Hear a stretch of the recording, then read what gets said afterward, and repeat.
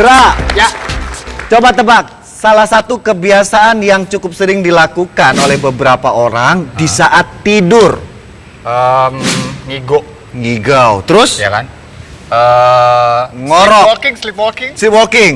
Iya, jalan tiba-tiba. Oh iya, ngorok juga. Ngorok. Di segmen ini saya ingin memberitahukan kepada Anda mengenai kebiasaan yang berkaitan dengan gigi dan tidur. Yang saya maksud adalah kebiasaan menggesekkan gigi Anda. Istilah di kedokteran adalah bruxisms atau mengerat gigi.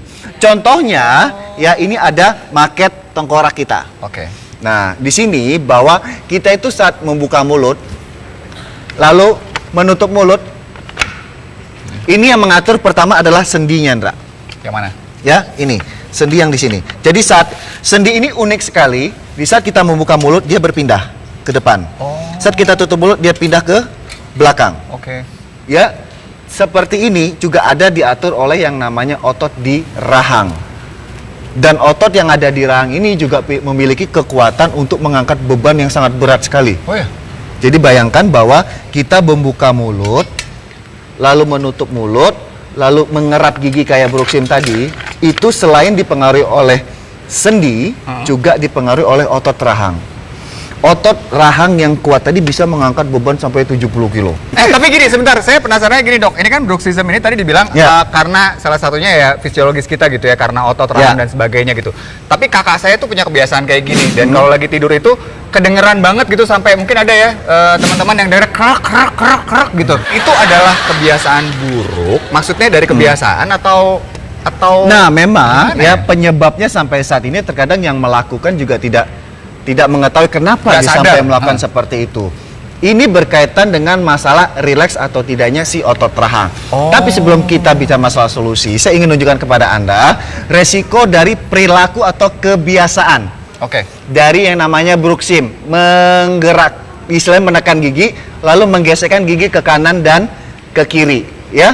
Nah, di sini saya ingin menunjukkan kepada Anda resikonya apa. Nah, ini Indra. Aduh. Jadi permukaan gigi yang digesekkan tadi menjadi rata, ya, jadi rata, kemudian gampang rapuh, bahkan bisa aja menimbulkan infeksi. Jadi jangan heran yang suka bruxisms ini ya tiba-tiba ompong sebelum waktunya. Itu sampai terkikis gitu ya giginya ya, permukaannya. Iya, permukaannya terkikis, istilahnya jadi tidak rata seperti biasanya atau yang normal. Nah, itu dia tadi. Sorry. Dok, ada lagi yang mau ditunjukin nggak? Udah, gigi ini aja. Karena saya mau minjem ininya. Mau dibawa kemana? Maaf, ini bagus banget ini. Kayak tahu deh, Evertap kan? Evercost, iya benar. Ini AT1G, ya kan? The lightest and the slimmest tablet, itu aja sih. Nah, saya juga punya di rumah. Balikin lagi nih. Saya udah punya dua. Udah punya dua. Udah punya dua. Saya ingin juga menunjukkan kepada Anda pemirsa yang di rumah dan studio, nggak pakai dulu. Kita jadi Ultraman. Ya, demo gigi yang dikerat tadi. Ini Indra. Oke, saya jadi gigi. Kamu gigi bawah. Oh, saya gigi bawah. Kamu di situ. Lucu banget sih. Ya. Ini giginya segini, rahangnya segede apa ini orang? Gede amat. Nah, kamu gigi bawah. Ini adalah kebiasaan dari yang suka mengerat gigi atau bruxisms.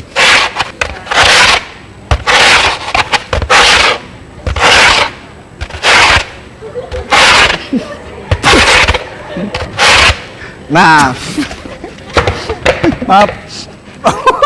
Oh, itu tadi lihat deh, sampai bocel gitu dok. Bocel kan?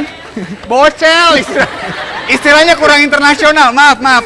Maksud saya adalah gompal. Gompal gitu loh, apa sih?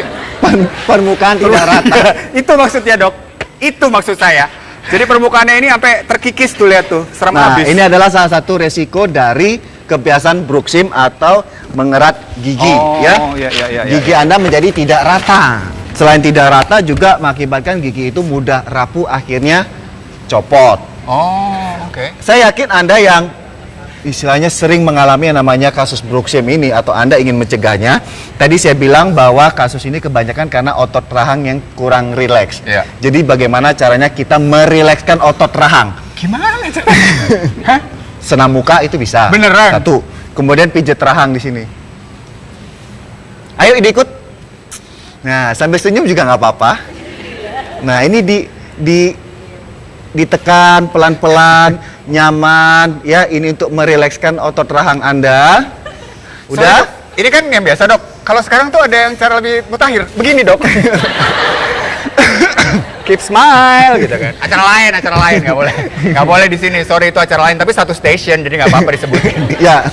Nah ini selain dengan cara merilekskan otot rahang, Ya. di saat tidur juga sebisa mungkin ya hindari rahang ini langsung ditempel di tangan. Oh, kita banyak tidur gitu ya? Ya, Itu nggak boleh seperti tuh. itu. Karena Iya, ini iya, juga iya. mengakibatkan penekanan pada otot rahang. Kemudian cara yang mutakhir adalah untuk melakukan rileks pada otot rahang dengan cara menggigit gabus. Hah? Gini aja.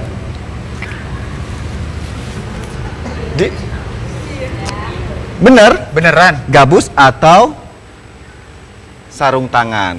Sapu Jadi tangan. istilahnya sambil kita gigit media dari sarung tangan atau gabus tadi, itu adalah karena kita mengaktifkan otot di rahang tersebut, gitu ya. Boleh saya coba dok? Boleh.